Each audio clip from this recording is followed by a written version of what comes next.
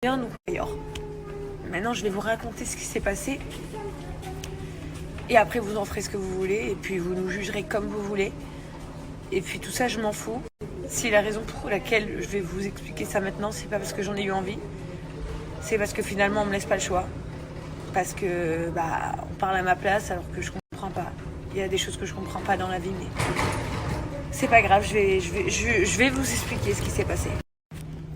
Comme vous savez, on était en tournage de la JLC Family 2 et on était à la maison à Dubaï et il était 8h45 à peu près et on n'était pas en train de faire des placements de produits comme des presses de merde disent.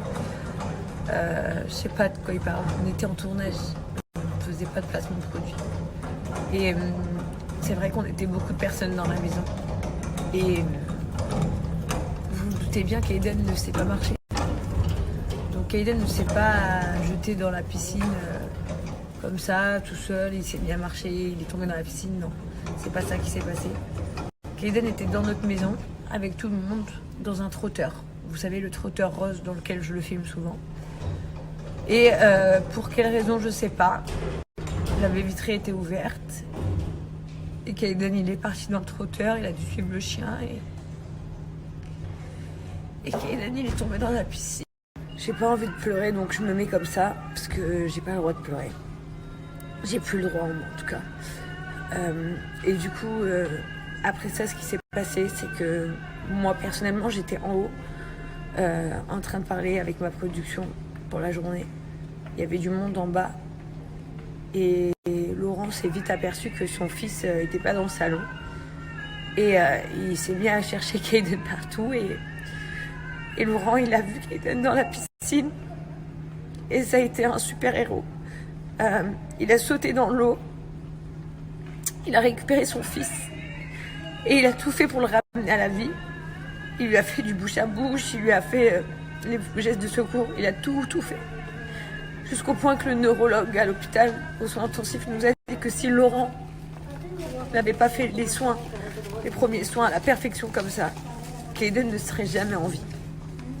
Donc je peux vous le dire, Laurent, il a sauvé son fils. Il l'a vraiment sauvé. Il a vraiment sauvé mon fils. Et quand moi j'ai entendu tout le monde crier, j'ai senti dans mon cœur qu'il y avait un problème avec un de mes deux enfants. Et tout est allé très vite, les secours sont arrivés très vite, tout est allé très vite. Mais c'est vrai que notre vie, tout s'est arrêté. Elle s'est vraiment arrêtée. Et j'ai pas envie d'aller plus loin dans les détails, mais en tout cas, mon fils, il est là. Et on est à l'hôpital, en soins intensifs, depuis 4 jours. Kaden va mieux, Kaden va bien, Kaden respire, Kaden, son cœur marche. Et Kaden, surtout, son cerveau n'est pas touché, alors qu'il n'y avait plus d'oxygène dedans. Il n'est pas touché, donc j'ai que envie de dire merci Dieu, merci Dieu, merci Dieu.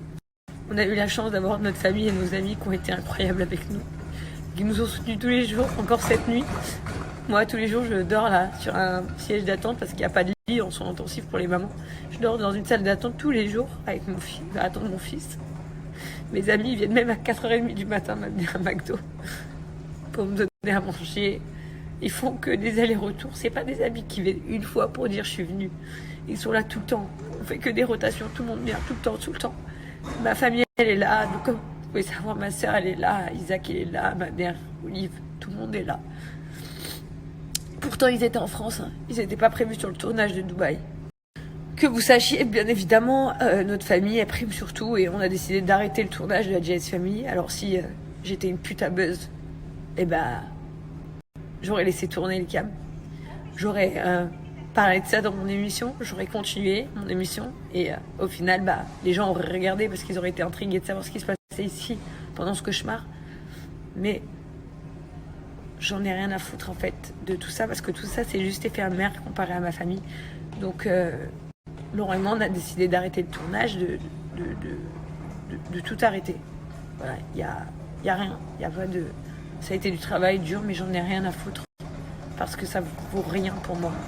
Que vous sachiez aussi, on s'en est beaucoup remis à Dieu parce qu'au final, ici à l'hôpital, on nous disait qu'on pouvait que prier. Et Laurent et moi, on a plus envie de faire les mêmes erreurs que dans le passé et on n'a plus envie d'être des gens comme la majorité des gens dans mon milieu. Et vraiment, on a décidé de s'en remettre à Dieu et vraiment, on a décidé de faire attention à notre famille, de faire attention à tout ce qu'on fait. Mais ça, je vous en parlerai plus tard. On a pris des grosses décisions, mais je vous en parlerai plus tard aussi, puisque c'est pas le sujet. Ensuite, bien sûr, j'ai reçu des messages concernant le fait que ça soit sorti, que c'est tombé dans une piscine en me disant que on était des parents indignes parce qu'on n'a pas de sécurité autour de notre piscine, parce qu'on n'a pas de barrière autour de notre piscine. Alors, je vous fais la promesse que quand je rentre chez moi, je vais vous montrer que vous êtes des mauvaises langues. Parce que dans ma piscine, il y a un